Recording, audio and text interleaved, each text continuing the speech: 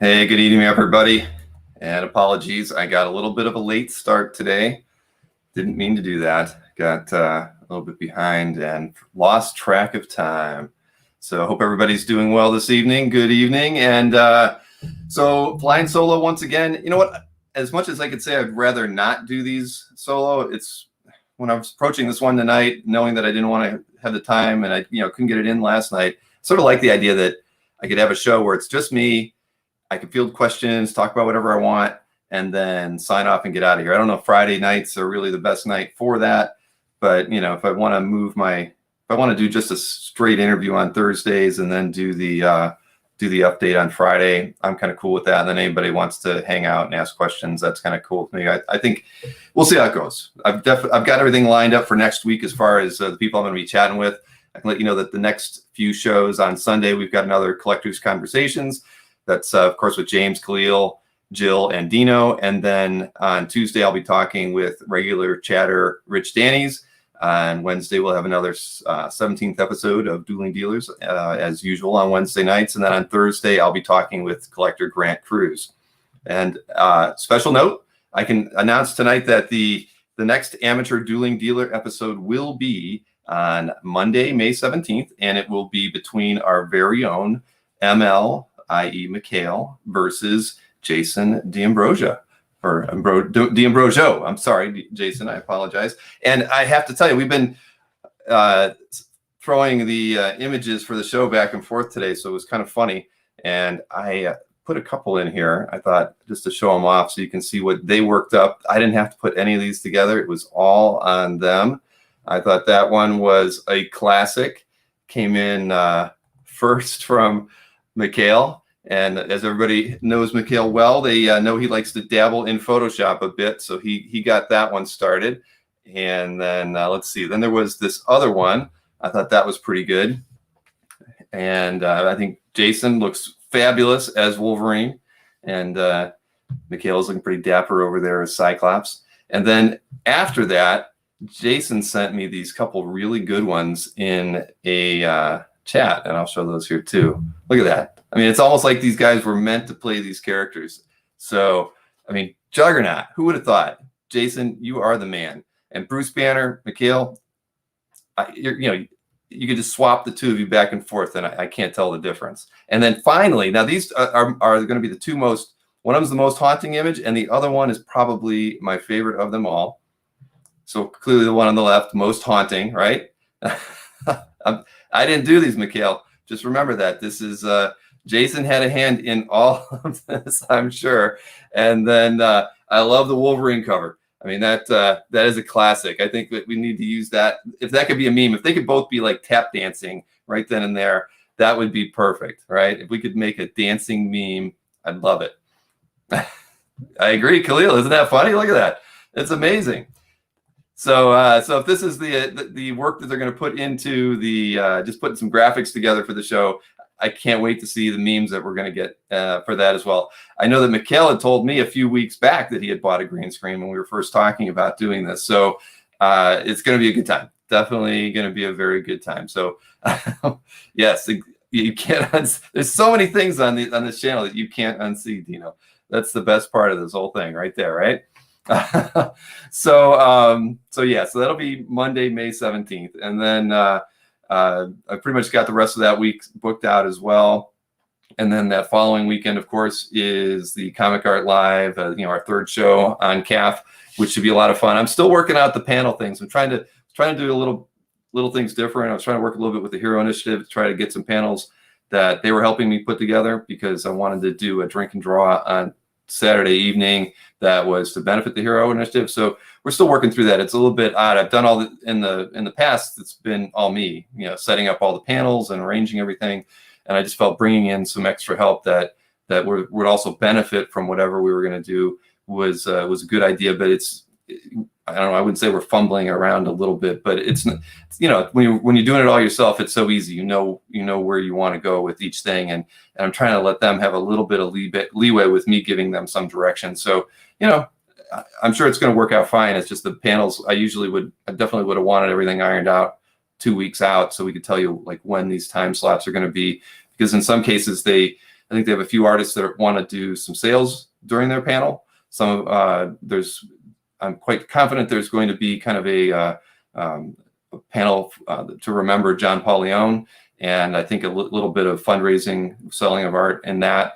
But again, it's all a little sketchy right now, and I don't know all of the participants in each of the panels. So I can tell you that Jimmy Palmiotti is going to be on one of the panels with Amanda Condor at 5 o'clock on Saturday, and I know that on Sunday, or no, I should say Saturday at 6, I think we're going to have a really, really, really, really special artist on that I can't wait to announce, but I have to hold back until we get full confirmation on that. So that should be, again, so we got a good show. It's definitely going to have a lot of activity in the panels. It's just a question of where they're going to go. So I want to do the update, and then if anybody has any questions as far as setting up their booth for Comic Art Live and that sort of thing, I can address those concerns or questions you might have before we sign off for the evening. But we've had probably about 50 people go in and create their booths already and get them started. I don't know how much art's been uploaded already, but I want to make sure that everybody knows what they need to do to get their booths started. I can tell you that if you did the second show, you know that your data carried over from the first show. But because data being like your booth description, and if you uploaded an image and that sort of thing, when we switched to the new database server in early February, essentially I did lose that data. So when we transitioned from the second show to the third show, you're going to have to re-enter your booth description and upload your graphic again. So I do apologize for that, but it couldn't be helped, unfortunately. And Maureen and I tried to figure out if we could pull that data back just to save you that extra time to type your intro paragraph or two, but it was not possible. So I do apologize because a couple of people asked me what happened to my, that wonderful intro I wrote, or all the artist descriptions I wrote for the artists of mine that are attending the show. All gone. So we won't do that again. We made our please include. Yeah, I know. I can tell you that we've been brainstorming a lot with the Dueling Dealers and the memes and stuff for the last couple of weeks. There's so many very great tangent shows that we've got in the pipeline. Right now it's more a question of how to film all the memes and combine them, since we want to do these memes where we've got all four of us together. So of course that's going to be a lot of green screen and to kind of go along with the themes of the evening. So we're working out. It's going to take a lot of storyboarding. So I think we're going to have several more of the shows with the quick hit memes that you're all used to, and then the plan will be to do a couple shows that are really, really focused and fun and tie the memes together a bit. And I can't wait to do those because everyone's involved, from Maureen to my daughter Gwen, even my daughter Emma. We've kind of got everybody worked out into just a really fun thing. And even like say Mike's brother John wants to be involved. So we've got parts worked out for a lot of people and a lot of fun stuff. So all right, going to go on and do the regular CAF update. And this covers, let's see, the period. I got to double check my notes, on April 26th through May 2nd. So as far as dealer sales, I can run over those because I actually have the numbers this week. You could call it a down week because the week before there were $682,000 in dealer sales. This week there were $336,000, which is really more of an average good sort of week. It was just that the prior week was just incredibly fantastic.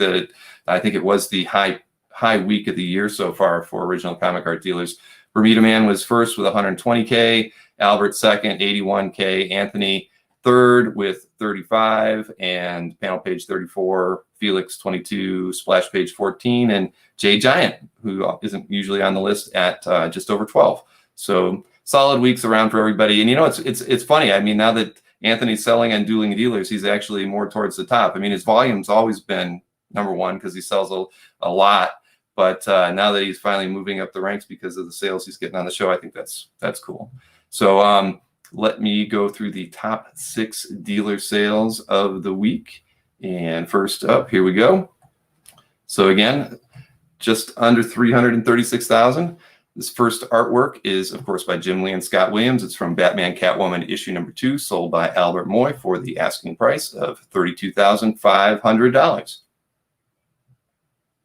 And this was sold by Mike Berkey. Asking price was $30,000. It's Wally Wood from Daredevil number 5, page 8, from 1964. And another one from Berkey. This is X-Men number 8, page 14. Jack Kirby Chickstone, sold for the asking price of $25,000 on April 28th. And we've seen this image a lot lately. Panel Page has had it out there a little bit. This is John Romita Jr., of course. Asking price on this piece was $16,000, Man Without Fear splash. And John Romita Jr. was definitely on top of his game with that. This is sold by Albert. Olivier Coipel, $13,500 was the asking price on this Darth Vader issue number 1 cover. And finally, this is a Mighty World of Marvel number 222 cover from 1976. John Buscema, Tom Palmer, sold for the asking price of $10,000 by Romita Man. So there you go. That's why Romita Man was at the top of the list this week, because of all the high ticket sales that he did have. Sorry, just reading through your chats, guys. I love it. I'm so glad you guys. Mikhail, you missed it all, man. You did. You missed it all. I showed all the classics. I don't know if you got to see the handiwork out there. I'll show them again real quick. Though, these were really good, and if you haven't seen them, now you have. And nobody can unsee these images. They are fantastic. So there you go. Let's see. So next up, of course, will be the auction results for that period. And I can tell you that this was a little bit up from the prior week, $281,000.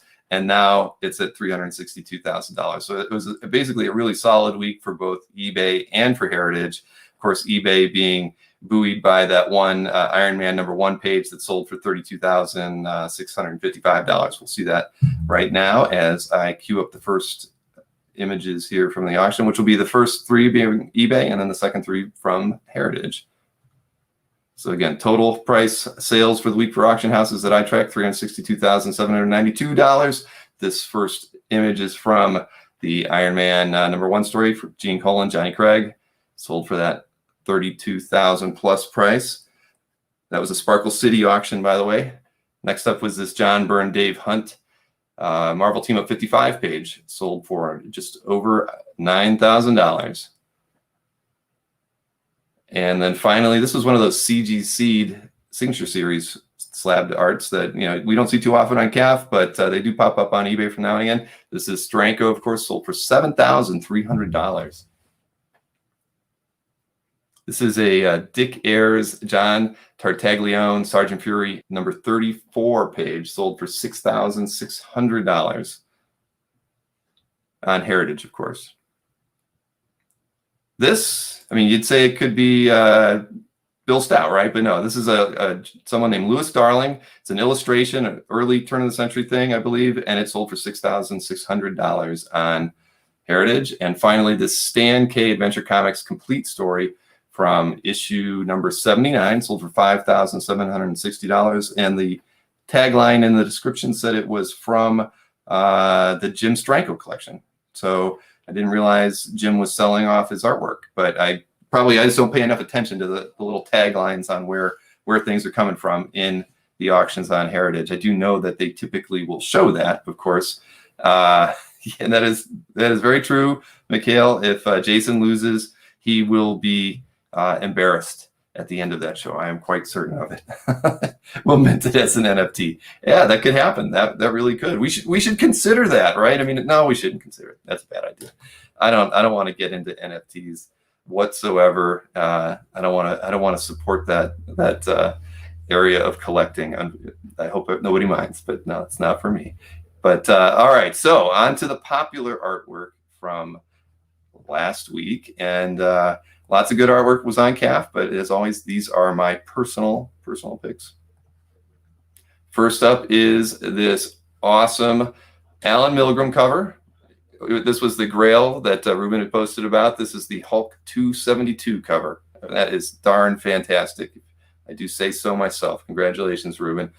Next up is this cover by Mike Mignola in the collection of my good friend Dino. This is from Hellboy Darkness Calls number 1 from 2007. And next up is this Deadpool 37 cover by Paco Diaz and John Livesey. This is in the collection of Paul P. We've got a few John Buscema pieces in here. This is the first. This is from Silver Surfer Judgment Day. This is page 44, 1988, in the collection of Amir Al. That's lovely. Next up, another John Buscema piece, Esposito Inks. This is from Thor 224, page 9, in the collection of Michael Malliot. I apologize. I don't think I've had to say Michael or Mikhail's name before. Next up is this awesome Marie Severin Tales to Astonish 93 page, and it is in the collection of Michael Wygant. Then kind of going with our May the 4th theme from my interview the other day. This is from Star Wars Weekly 97. McSpidey fan, Mr. Wingo, of course. This is Carmen Infantino and Jean Day. And next up, we have this Power of Black Phoenix image. It's in the collection of Red Raven, and it's Mike Deodato Jr. And this was awesome, kind of under the radar. I didn't notice it till near the end of the week. This is from the Avengers 47, page 2, collection of George Patawis, and it's John Buscema and George Tuska. And this is from the Comics Interview, number 99. It's the cover, Lobo Lives, from 1992. This is in the collection of Sideshow Bob, and of course, it's Simon Bisley. Pretty darn awesome. My son's loud in the other room. I'll have to yell at him.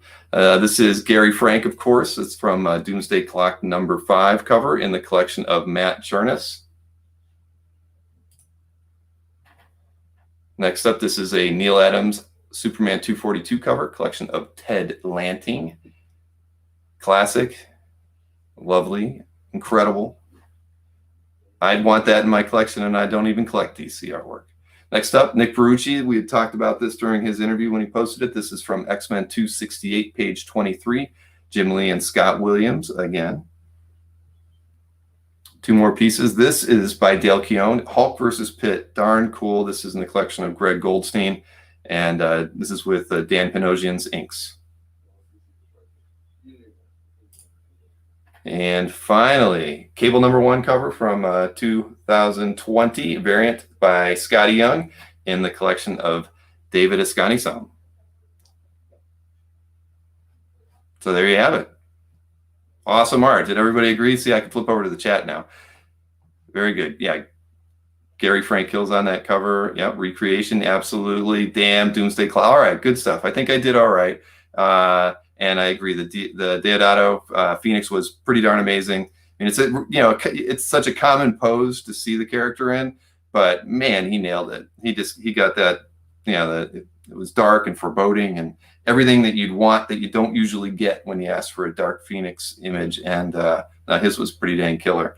So good, awesome art. And yeah, sorry, just reading through these comments, but.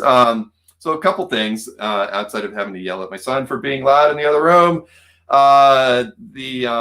Let's see, what did I want to talk about? Oh, on the Dueling Dealer episode on Wednesday. So I know that, I don't know if Tatiana's in the room tonight, but I emailed a bit with Tatiana afterwards just to kind of clarify why I chose to do what I did during the show. And I told her why I would choose to do it again. Just wanted, if anybody saw it or didn't see it, I'll just go over what happened. I think it was one of the early round pieces by Anthony. He had offered it, well, the piece was priced at $500, and Tatiana had put an offer out for $400, which Anthony declined.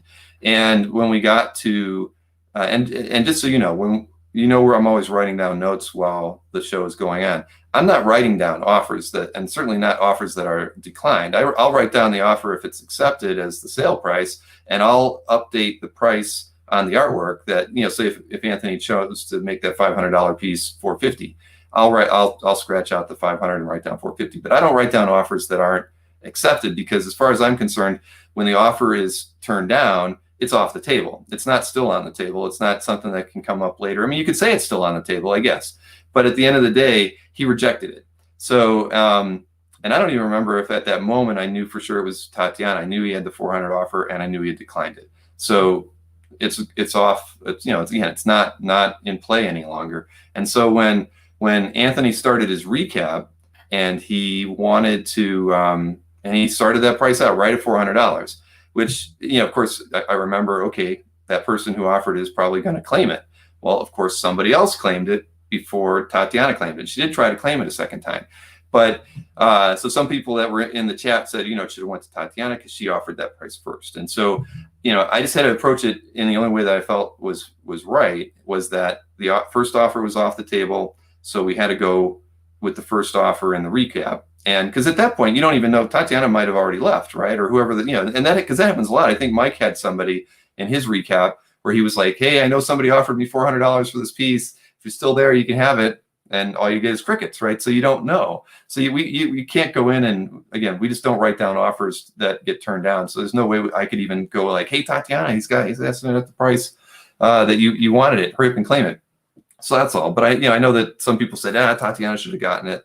But that's the way I felt I had a rule on that, and it's all just coming off the cuff. But even after I had a chance to think about it later, and when I was emailing with her, I felt that we had done the right, I'd done the right thing, even though it pained me to do it. Trust me, Tatiana and I are emailing because she's helping me out with Comic Art Live. I mean, we're tight. I'm good friends with Tatiana. The last thing you want to do is hurt the feelings of people that you really care about. So okay, yeah, all right, everybody's but I did fret because I felt like there was there was a bit of concern out there that I wasn't doing the right thing, and I had to think about it afterwards, and it felt right. So there's that. But the other thing I want to tell you is that I hate the recap stuff that I allowed those guys to start on the Wednesday before last when we did the sketch show. It kind of felt right in that show because they had so much artwork. We did 2 pieces per round, and they had a lot of art that still wasn't sold after the first recap. So after the show, so it happened again in last night's show, even though I told them, or on Wednesday's show, even though I told them I didn't want to do it.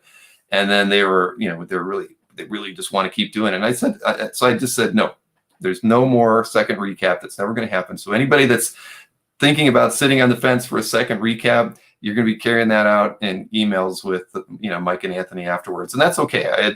The deal that we have in place is I do get paid a commission for the sales that I make with them. And I've told them that if sales happen after the show, I don't get credit for those. I only get credit for things that happen during the show. So I would certainly encourage everybody to buy in the first 15 rounds or claim a piece during the first 15 rounds or in the first recap. But, just know that that was not a regular thing. I kind of let them push me around a little bit to make that happen. I mean, they want to sell it. But like I told them, it's like, in some of those cases, I think we could agree that if they would put those on their websites and sit on them for a couple of weeks, they would sell them for the original price. They don't have to do the recap. And so my feeling was, and I know that we all want deals, but we don't have to keep going around, round and around and keep trying to just lower the price till where they actually aren't going to be really happy with the price, but they still take it. So my feeling is I'm saving them from losing, from discounting anymore. And I know that's probably not what everybody wants to hear, but I just feel like what I told them is you got to come in with your best price in the recap. That's one of our, remember the goal when we started the show? I mean, heck, I thought we were going to do these shows in an hour, and then it became an hour and a half. And then that last night's show went for 2 hours. And I went and I looked back on YouTube just to see what the length of time for all the last, say, 6 shows have been. And none of them have been under an hour and 50 minutes. Not a single one. And as everybody knows, when the Jordan and Dino shows are fantastic because, and it's not just because Dino sells a lot of art in the first part of the sets and everything, but we get through them really quickly. And literally we're done in about an hour and 20 minutes. And then we have 10 minutes to have a good time. And so that's what I told them. It's like, I want to have that moment where we can relax and enjoy the fact that we had a good sale and a good show and enjoy it with everybody who's there. To me, like going through the extra recaps, just, for me, it's agonizing. And it's agonizing in some ways because, I've got to pull that price out of Anthony every time. And I've told him that. It's like, if you would just state your price as the first thing out of your mouth in the recap, that would give people the chance to make a decision on whether they want to buy it. When you're saying it in the last 5 seconds, I mean, he always has to remind himself, because he doesn't, is that you figure we're 6 seconds ahead of you. So if he's saying it in the last 5 seconds, I mean, we're jumping through time here, and he's already saying the price on something while he's already into something else. It's a mess. So I try to wrangle him a little bit, but it's yeah. That's you know what I mean. It's just tough. it's just tough. So at any rate, what are you going to do? And I'm glad that you did get that cover, Mikhail. I know that Anthony, well, he had it at 7 on his site, I think, but I don't know what he had it on eBay. But I agree. You know, we have that show is a little bit different than when I do the amateur shows because we sort of inject more memes and things. So that does sort of slow it down. I know everybody enjoys it and likes it. I mean, I can tell from the fact that everybody hangs out for the majority of the show. It's, you know, we have a little bit of drop off after round 15 for people who probably realize they don't want to sit in the recap. But by and large, when, you know, we hit that 300 live people, that stays constant all the way to the point where we hit the start of the recap. And then that usually drops to about 260, 250. And then once the recap's over, you know, but even, you know, like on Wednesday night, we still had, I think, 150 people watching the show at the end. Because again, it's fun, and I want to really enjoy that end of it. And one of the things that really bothered me, because I had done this on the collector's show on Sunday, was I had pulled up a list of all the people who had done a super chat and contributed to the show as with a donation, and I thanked everybody at the end of it. And I had pulled that list up and had it in my mind that that's what I wanted to do. I wanted to thank everybody at the end of the show so I think we had 8 donations on Wednesday, and just because of the way we kind of bounced through the end of that, I lost all focus on that. And so, I didn't get to thank everybody. So for me, I want to have a little bit of calm at the end. And because I enjoy these shows. I like hanging out with them. I like hanging out with all of you. And I want to be able to have just a few minutes to decompress.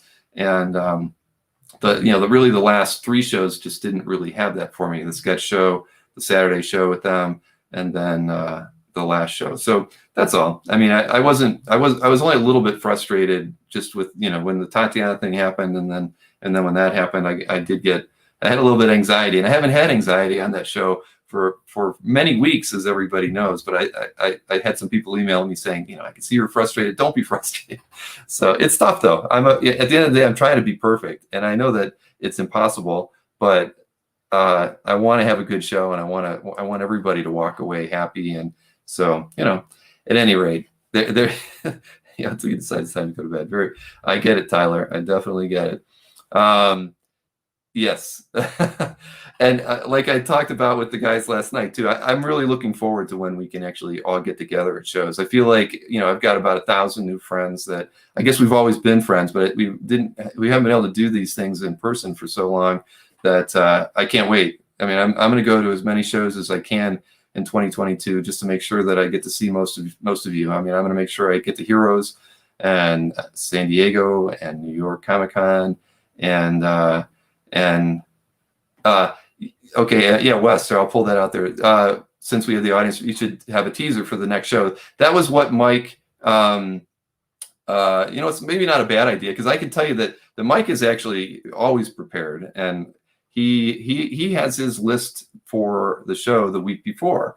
So at the end of the show on Wednesday, he had asked me before the show if he could read off the artist list that he was bringing for the next show. So he did do that. But again, it just was it was so chaotic that it felt like I wanted to give him this like special time where he could do that, and it didn't feel very special. He read it off, but it wasn't a good teaser because of all the kind of, at least for me, the way it felt so chaotic running through that. So, because he was kind of envious, because Anthony always does his teaser videos on YouTube and Facebook that morning, where he holds up the back of the art and tells you what he's got. So Mike was like, of course he's going to go out. He wants to outdo Anthony, so he wants to do it on the Wednesday show before the Wednesday. So I don't know if he'll show the art, because that's, as everybody knows, at least I'd like it where the art isn't known. I mean, but I think letting the artist names out is a good thing. Maybe even the titles, right? I mean, because I put together the teaser email for that, and I always feel like when I mention some of the artists, I should probably mention a few of the titles, so you guys can put 2 and 2 together. I know that there's some people out there that try to brainstorm and figure out what art Mike and Anthony are bringing. And I remember Jason once told me how somebody figured out what the art was because Anthony held the art up and to the sun, and they could see the images behind it. So I love the fact that kind of stuff is going on, because it just means that there's a lot, people are looking forward to the show. If they're trying to figure out what art is out there, it just makes it, that is dedication, isn't it? So I get you. Just a few pieces, not all. I mean, that wouldn't be a bad idea because you're not going to know the price. I'll talk with the guys about it. I mean, we felt like we always needed to be a little secretive going into every show, but that's probably not as necessary now. I mean, it might, if I don't know, I probably wouldn't want him to show like his each person's top dollar artwork, but I know Mike. I mean, that's why he stacks all that art around him, and he sits in that little bird's nest of comic art. And he would show every piece if I told him he could do it. So and I agree. Yeah, Anthony does a very good job of putting those together. He has a full-time guy that does his videography and puts together his some of his memes for me. So he's definitely got that luxury that Mike doesn't have. I mean, Mike's got me, and only because I'm an hour away, so I tend to help him out with those sorts of things. So let's see. Lots of anticipation equals a good thing. I agree, Dino. I think that's part of the show. So if I were going to let them show an artwork or two, I would, I'd definitely tell them like maybe something in the middle, not the low end stuff, because that probably wouldn't be very exciting, but something in the maybe one piece or two piece in the $1,000 range. But the thing I bet would be is that Anthony, he wouldn't be able to do that because he really gets me his list less than 24 hours before the show. I mean, I'm lucky if I get it by about 8 p.m. On Tuesday. So I know, Anthony, but he's a busy guy. At the end of the day, he's the biggest hustler that I know, just because of all the things he has his hands in. From he's heavy into comics and coins and paper money and sports memorabilia. He just, I don't know how he does it, because I couldn't do all those different things and stay on top of the markets like he does. So Anthony does not. What he does, Dino, is if you go maybe check out Anthony's YouTube channel or his Facebook page, what he does, and I think he does it probably around like 2:00 in the afternoon. He's sitting at his table, and he'll open up a box or his portfolio, and he'll pull the artwork out and he'll hold it up so you see the back of it, and he'll say, this is a great Frank Cho, but I'm not gonna, I'm not gonna show it to you, but it's a really good one. Or when he had like the Kelly Jones, I think he might have said Kelly Jones Batman by accident, but he so he'll do that, but he doesn't show the art. But that's his teaser, is him picking up the art. And I don't know, he doesn't have a huge viewership on his videos like he deserves for all the effort that he's putting into it. But I know he's got a bunch of loyal people that watch it, because I've gotten feedback about the things that Anthony's doing over there, and I've watched him from time to time, not live, but yeah, Anthony has 200, 300 eBay packages going out every day. I know, that's why I don't know how he keeps on top of it. He has a big staff, though. I think he's got 6 or 7 full-time people in his warehouse, and all dedicated to different areas of pulling things, particularly from the eBay sales he's got going. So yeah, and you're right. He doesn't reveal anything. So that's but I like that. I think Anthony. He's the son of Jimmy the Greek. He's got I don't know. He wants to always be an entertainer, and I think that that's what he brings. And he always wants to be in front of the camera. He's always got lots of ideas, and I shoot him down probably more often than I should. But he and I get along really well, because he's always trying to think of something new. Mike, he is just always trying to think of something funny, and it just works really well, and keeps me very, very engaged, both of them. And it's weird, because I don't know, and I talk with them more than I probably ever have, just because of this, and it's been a lot of fun, because I've gotten to see even a different side of even Mike, who I've known for 20 years. And I've been with him so much, but just seeing some of the creative ideas coming out of him, like I was telling you about these things that we've got planned, half of them are really Mike's idea, and he's got the craziest. I can't wait. I'll tease it. I'll say we've got a Back to the Future episode that we've already got a dozen jokes that are lined up for it. You can only imagine, think about comic art history, from everything from the creators to the difference in pricing, that we've got a full show that will probably tell a story from beginning to end, and it's going to just be, it's going to be hilarious, but it's going to be a little time consuming to put this thing together, because it's going to be a coordinated show. But yes, Anthony is literally Jimmy the Greek's son. He really is. So that's why if you've heard Anthony say, he grew up in Vegas. So yeah, he's from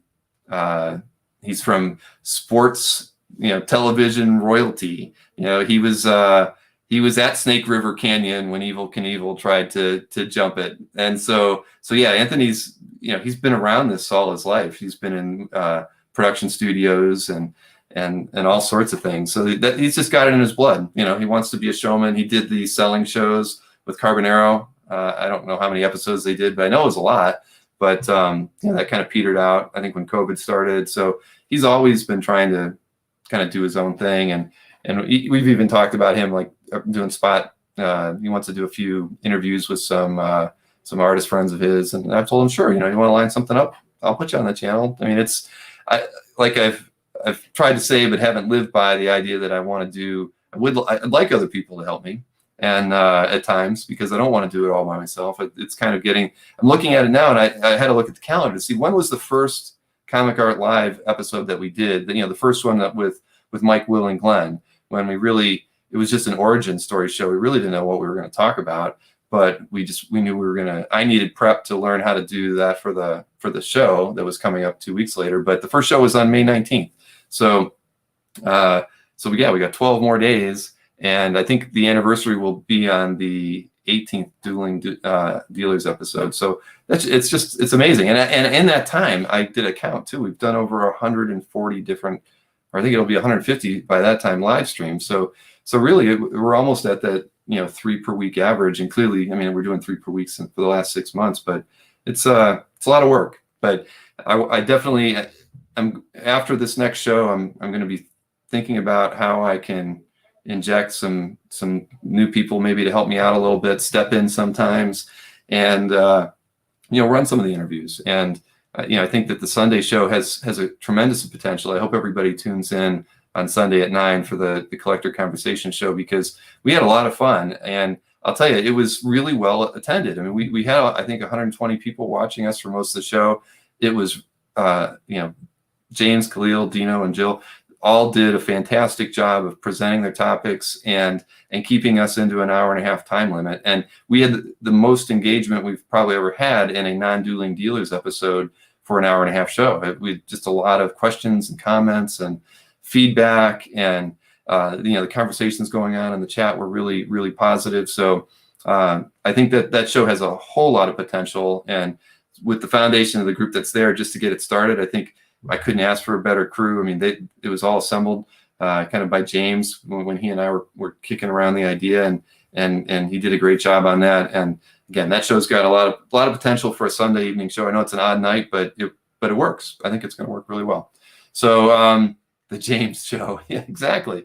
We didn't know what to call. We're calling it the Collectors Conversations. We're not really sure. So I think at some point something will strike, and maybe it'll have a different catchy name. But for now, Comic Art Collector Conversations works for me, because that's, I don't know, it works. I mean, you can't, Dueling Dealers hit me like lightning, but this one, it's fine the way it is, because I want it to be casual and informative. And I could tell you, I actually, and I have to forward these to the team. I got probably, I think I got 3 emails where people were suggesting topics too, and they're all good. So, and that's what we want to do. We want to talk about topical things and help address questions that people have about the hobby. And it was a good platform to do that. So, AMAs for Sunday show.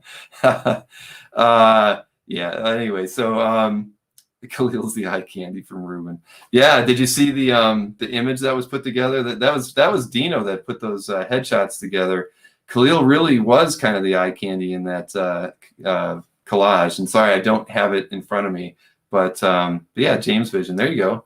There we go. So that's all. So I don't have anything really else to say. I just want to make sure that you guys are all very well aware that, to be an exhibitor in the show in 2 weeks, which will be on that Saturday, you need to be a premium member to be an exhibitor, or a regular advertiser. I don't think I'm talking to advertisers here. I'm just talking to collectors. So you need to be premium. And if you go right to your gallery management page, there is a link at the top to start your booth setup. It's basically claim your booth, and then you can go back and set it up. Nobody gets rejected. I mean, at the end of the day, I haven't put any mechanism in there to to check things. It's really just you agree to the terms of being a good exhibitor, which by and large, really, it's just reply as fast as you can. I know that as premium members, of course, you guys get 2 hours early access to that show. And if you're exhibiting, you're more than likely buying in those first 2 hours too. So it's going to be really tough. And it is very tough to be an exhibitor and want to buy at the same time. So, I just ask that you try to reply, keep a couple windows open on your computer and reply to sales inquiries. Because you remember that, everybody's like hinging that maybe they come to the show with $10,000 to spend and they're making requests on $3,000 to $5,000 pieces. They can't throw 10 of those out there. So they want to be able to move on to the next piece if that piece isn't available. So just try to be as timely as you can to let people know when something's already been sold, even if it stops you from looking at artwork you want to buy. Hopefully when we set up because we'll probably turn on the preview of who's got booths set up in about a week. And that should give you up to 10 days to essentially favorite the booths that you want to go to. So for those of you who are kind of doing advanced scouting on whose booths you want to see, if you set up your favorites in advance of the show, that will allow you to at least be more laser focused on the people or the sellers you want to look at. And so if you have to go back and respond to a couple of emails here or there to let people know that the art it is available or it isn't, that shouldn't be too bad. Because at the end of the day, we want everybody to have great customer service as best as possible. Not even during the show, after the show, shipping your art, all those sorts of things. And that really is my biggest request to everybody who's an exhibitor, is just being responsive and timely. And so outside of that, I'm looking forward to Mikhail and Jason dueling. I think that's going to be fun. I can tell you that I've got a couple other collectors lined up for June. I haven't set the dates yet for that. Because I do think I might do another Saturday episode of the European-ish show that we did, the time slot. So I haven't really figured that part out. I was asked by a collector if I would consider doing a more low-end sales show with collectors, because I can, as I mentioned before, I haven't gotten a lot of collectors who want to be on Dueling Dealers, against another collector, which there's probably lots of reasons for it. I mean, so far, when we did the Jordan and Dino show, we kept the pricing structure the exact same model, and that's not in everybody's sweet spot, where you might have stuff for sale. So I did have somebody approach me that wanted to be, and I can't remember the price range. I mean, it could be, say, $600 or less for everything that's on it. And so it wouldn't be a high commission sale show for me, but it might be a really good show for a lot of people who aren't on the high end of the spectrum buying art. So if there are any other collectors out there who would potentially like to participate in a show that was more geared, at that price range, please send me an email, bill@comicartfans.com, because I've got a willing participant in a show like that, and I'd be happy to do it. I think that we need to mix it up. We need to have shows that aren't always high end, and I think that doing something like that would be a lot of fun.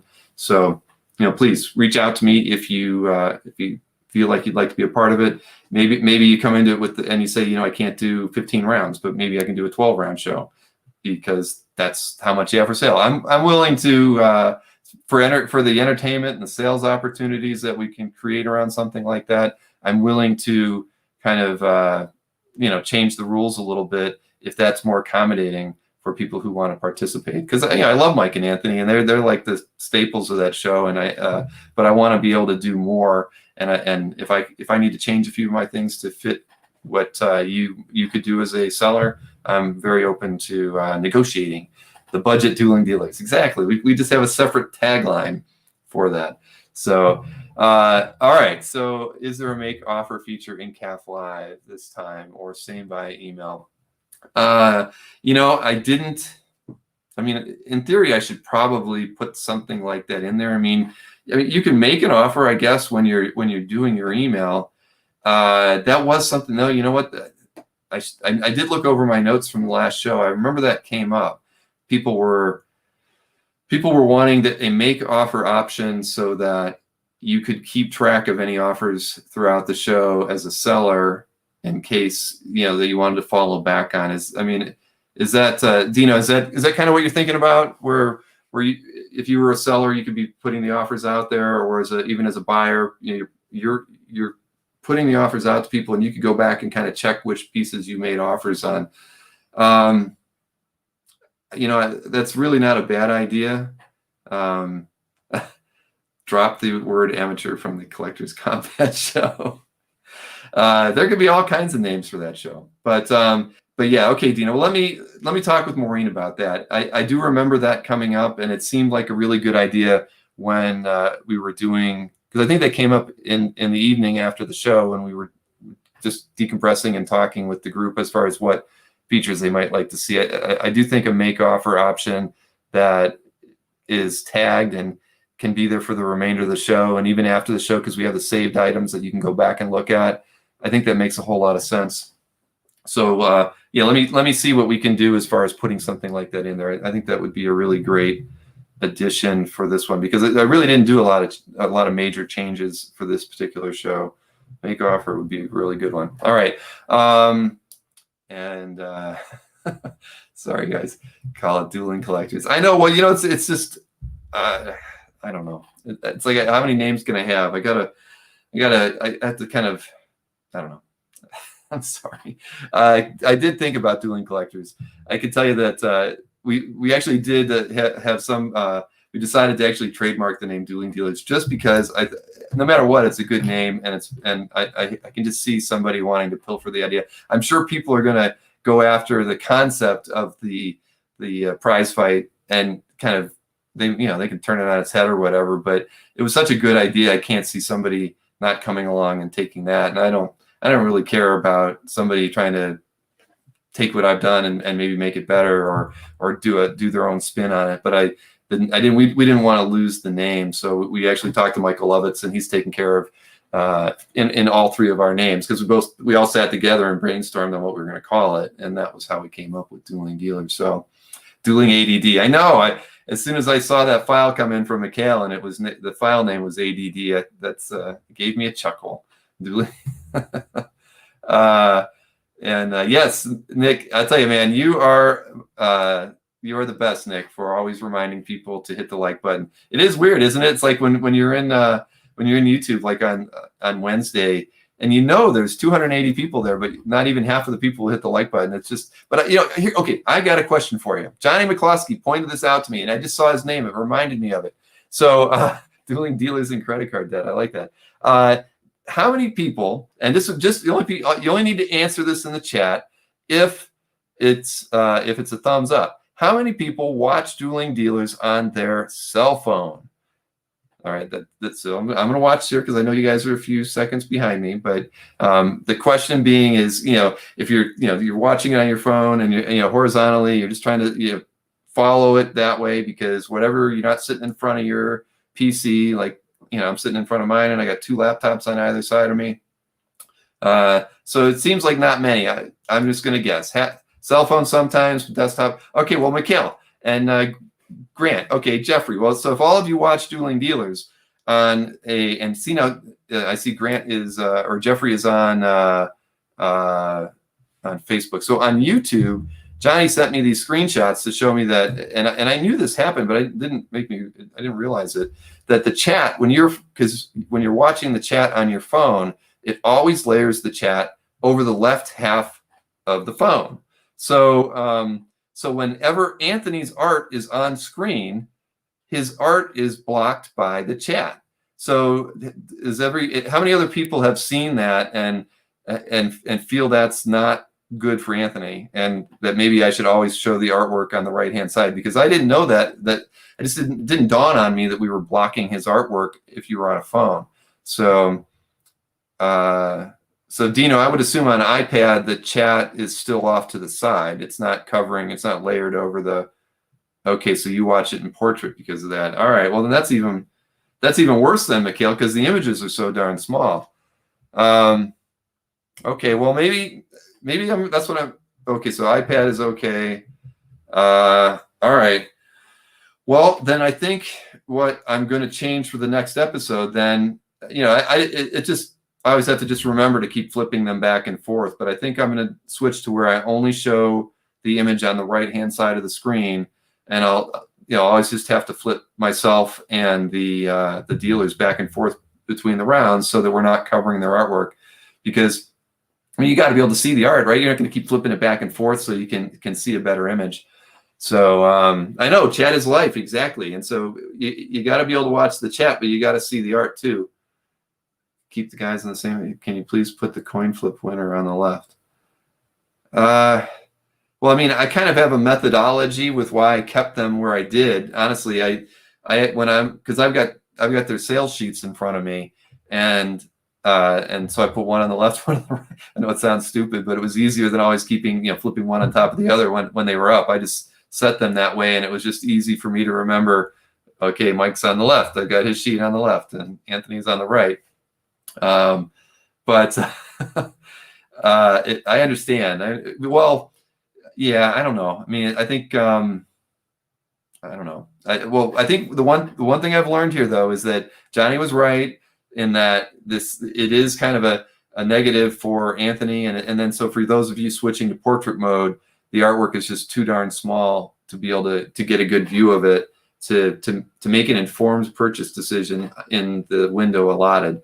And Marcus, make Anthony tell. Oh my God, I know. I mentioned that at the beginning. That is, if I could get one thing out of Anthony, it's for him to tell us the price immediately, because you see it. I'm gritting my teeth the whole time and asking him over and over, what's your best price? Even to the point where Mike is asking him what his best price is. So we're trying, because I think Anthony's kind of part of the delay.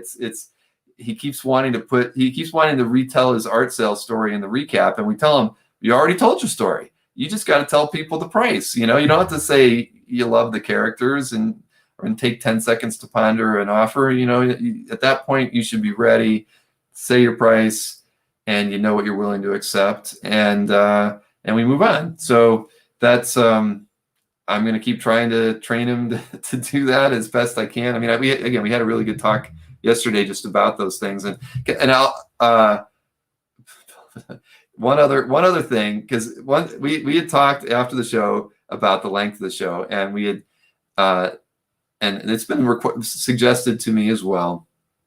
Does anybody have a problem with us changing rounds 5 through 12 to 60-second rounds versus the 90-second rounds? Only because you've seen it when they hit 60 seconds on a piece that's not selling, it's hard to talk for another 30 seconds. And and typically those pieces, if they're going to sell in rounds 1 through 15, they sell pretty quickly. So sorry, just reading through. Man, I think it's better for the. I know. Best price. That's what I told them. We wouldn't need a second recap if they would give the best price in the first time in the recap. This is it. I'm walking if you don't like it, and it doesn't matter if I only have $10,000 in sales or whatever it was where Anthony was at. After that first recap. I mean, I know he sold pretty well in those final offers, but at the end of the day, Maureen and Gwen they're trying to tally the final scores so we can say who won.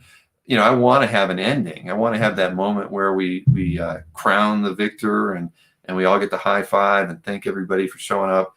And that's where I want to avoid that. So even if it means, if you end up making offers with Anthony after the fact and I don't get credit for it, say, you know what? We couldn't get this done during the show, but you should still count that towards your dealers count, because then that'll force them to come back and put it on my spreadsheet. So it's credited to me, because at the end of the day, I can tell you both guys have sold a lot of artwork after the show, definitely early on. I mean, I remember that one Eternals page Mike had in episode 2 or 3 that he showed after the show, and I remember it was like a 17K piece sold, I think, less than an hour after the show, where they just kind of agreed on the price and got it done. And so a lot of the art does change hands. I know that Mike is a good salesman. If you buy a Mike's cap page and he's got 2 more, he's gonna offer those to you after the show too. And that's happened numerous times where he's like, yeah, it was great, Bill. I sold that page during the show, and then I sold 4 more of this from the same run. And I'm like, yeah, that's really good, Mike. I'm glad I'm making these connections for you. So anyway. And I know, I hear you, Jason. People just, I agree. I completely agree. Same day. Right. I'm with you, Mikhail. So, but the thing is, I mean, because I've always been more than fair with pretty much everything, and that's why I told him, if you can't sell it while we're on air, then I didn't do a good job, is what I tell them. And that's how I put it when I said it. So I said, I only want credit if we can get the deal done while we're on screen, and the thing is, as we all, it's all haggling at the end of the day. We can't complete every deal on screen. And so, but yeah, go ahead and ask about it. Because you know what? If you make a deal with Anthony after the show for something that we couldn't get agreed on that would help him win, he'd be calling me up at 1 a.m. telling me to put another $5,000 on his total so he could win that day and make Mike shed a tear and might maybe even say a swear word once or twice the next morning. So yeah, I'd say, if you want to do that, feel free to approach it that way, because, it does it, at the end of the day, it helps me. And I think it'll add something more to the show that, because I've told them we got to have a finite ending, no more insanity, because I can't handle it. But,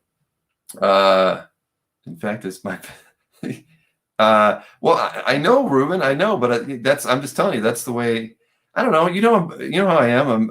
I never charge what my stuff is worth. If I did, my time or whatever, I just never, I don't know. It's just never been me. And I'm probably, I come from my background being in marketing, and it's not like your traditional marketing. I've done a lot of work with eBay, and it's always paid by performance, right? With eBay, I get paid a percentage of the sales that I generate. But if I'm just sending random traffic that doesn't translate into sales, I don't get paid for that. And so I like the idea of being compensated for really being a successful marketer. And that's something that most marketers can't even quantify when they make a sale. I can. And so I just try to approach these things in that way. Like, if I know that it was my doing, I deserve credit for it. But if it's more passive, then it's not. And so I don't have a problem with that. I'm not looking to I've never looked for the shortcut to my retirement. I'm enjoying the whole ride as I go along. But yeah, I would say, if something gets sold right after the show because it's just impossible to do those kinds of negotiations on screen like that through the chat, then ask them. I bet both of them would do it. They're, maybe Mike wouldn't if he's so far ahead that he doesn't care, but Anthony definitely would. So, and I agree, Ruben. I know. I know, and I'm glad everybody cares about the success of this stuff. And thank you, Mr. Easy Go Lucky. Maureen and the kids put in a show. Thank you for, yes, absolutely. Trust me, it's my pleasure. And I couldn't, I wouldn't be here if it wasn't for all you guys here, and gals. I always say guys. That's my Midwestern thing going on there. But no, we wouldn't be doing this if we didn't have all the support. And the fact that, the best thing for me is the Dueling Dealer show is something that involves my entire family, from top to bottom. And I've never had, I own the mini golf, but my kids were really young. They never really helped us there. And that was something that Maureen and I did a lot, and my son a little bit. But this is something where I've got a 16-year-old, an 18-year-old daughter, and my son's 22. So it's like, as adults, we're all working on a project together that is really fun. And that's the most rewarding thing for me about doing the show.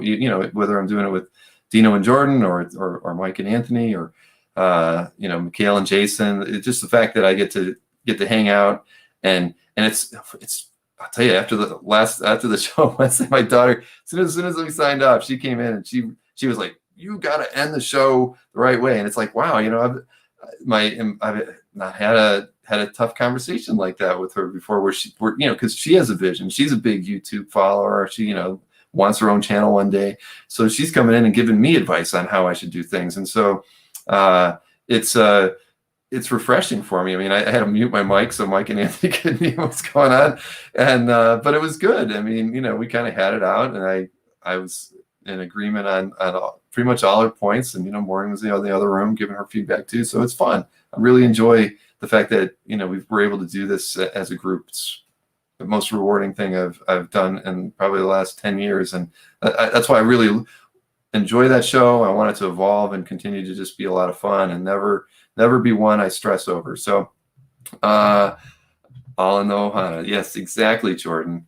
How many people tune off when DD get? I mean, I'll show you. You know what? Here, I can share a screen. I like being open about this stuff. I think everybody should be interested in the way and how these shows work and the way the stats are, because by and large, it's very impressive to me, because the interview shows are always, they kind of the ebb and flow of people coming in and watching, especially over a 2-hour show.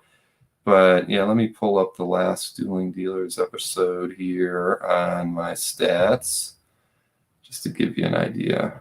And here I can share this screen right like this.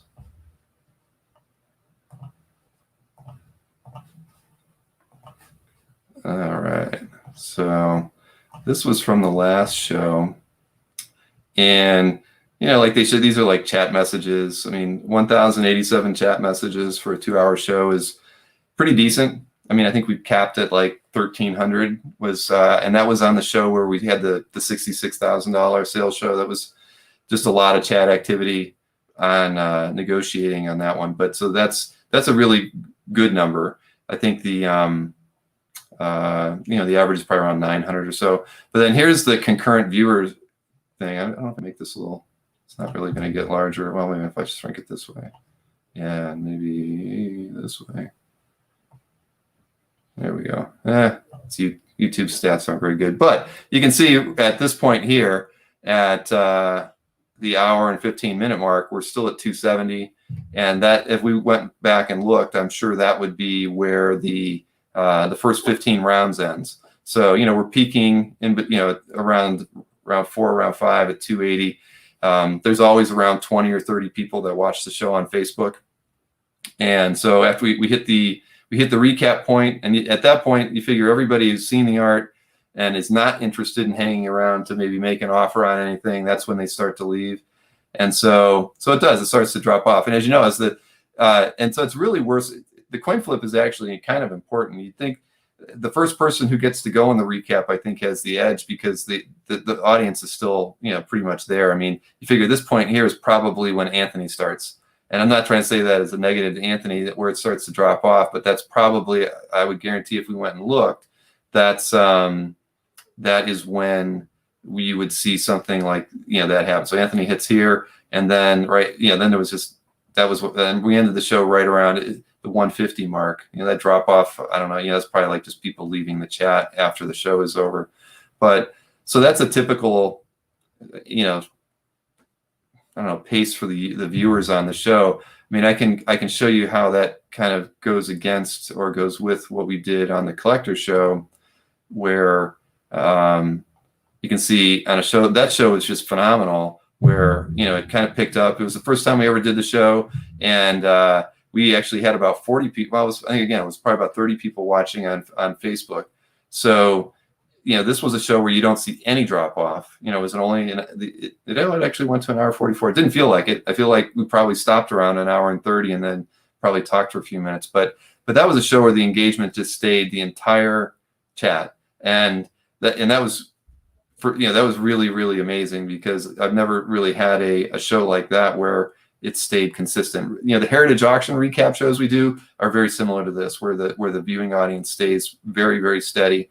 And here 534 chat messages. That would compare, like, I think when I did Nick's show, it was a very well attended show, but like the chat messages on a show like that were maybe around 200, and that was a chat that went well over 2 hours. So this was a really engaging show. That's why I encourage everybody to definitely tune in on Sunday, because we had a really great time. And just from the topics that are out there, and I apologize, I was not watching all the chat, but yeah, healthy, steady audience.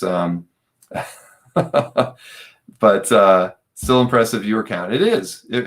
I agree. And with the recap is really what made the show successful. When we go back and look at the first 6 episodes of the show, we might have started the recap around episode 6, but those first several shows without a recap, we were just 15 rounds and done. And in my mind, and I went into the show not asking for commissions, but in episode 3 or the beginning of episode 3, I'd said, I think this thing might work. So, we got to work out something. And that's when I started I'm like, all right, I got to figure out how to help these guys sell artwork if I'm going to get a commission on it. So that was the recap kind of came out of that, was just thinking, all right, well, how can I represent what hasn't sold in the first few rounds, and it evolved into that. So, but again, that's the marketing thing. I like getting engaged by stuff like that. So anyways, I don't want to keep you guys. It's Friday night. We've been going for an hour here. If this is cool with you guys, maybe we won't go an hour every Friday night, but if I move the CAF recap to this, I like the interviews when I don't have to do the CAF recap. When I do them on Thursday, it's just more fun to have somebody be in there right at the beginning and do an interview just with the 1 or 2 collectors like we usually do. So I might just move this to Friday, since this is very relaxing for me at least, and it gives us a chance to do a little Q&A. So yeah, exactly. Jupiter's Legacy.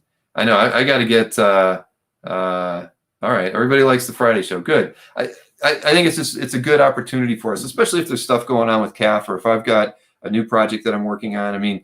We're trying to juggle in and get into doing that work on updating the CAF email. We started on it, but we've gotten a little sidetracked while we've been trying to do the tweaks to the Comic Art Live show. But I think that just being able to sit down and talk with you guys about current projects that we're doing and getting feedback while we're working on them or about to work on them is good. And I can't do these when we're doing interview shows. So I think I'll do the switch and do these on Friday nights. And so again, I appreciate everybody. Thank you, Nick. I agree. And I did catch a bit of your show today with Will. I've still got the browser window open, so I only got to see about the first 20 minutes. So everybody, I know that I don't know exactly what Nick's schedule is, but I know he has his arts show. Was it at 7, the start time tonight? Because I know it used to be at 6. But that's on Nick's EXP channel. And so you definitely, if you haven't seen him, Nick is a great host for that, and everybody knows Will. So they put on a good show together. So I highly encourage you to take the time to watch their programming as well. 7 p.m. on Fridays. It's a new time. So, please do. It's if you look it up on Facebook, it's _EXP, and you can find their time slot on Friday at 7 p.m. And if you can look up their back shows, they had about a month off, I think, but they used to do them on Thursdays at 6 p.m. So not a problem, Nick. You've done more for me than I can ever do for you, my friend. So, all right, everybody, I'm going to call it a night. Have a wonderful weekend, and I do hope to see you Sunday night here on the Comic Art Live channel at 9 p.m. Eastern with James, Khalil, Jill, and Dino, and myself. So good evening, and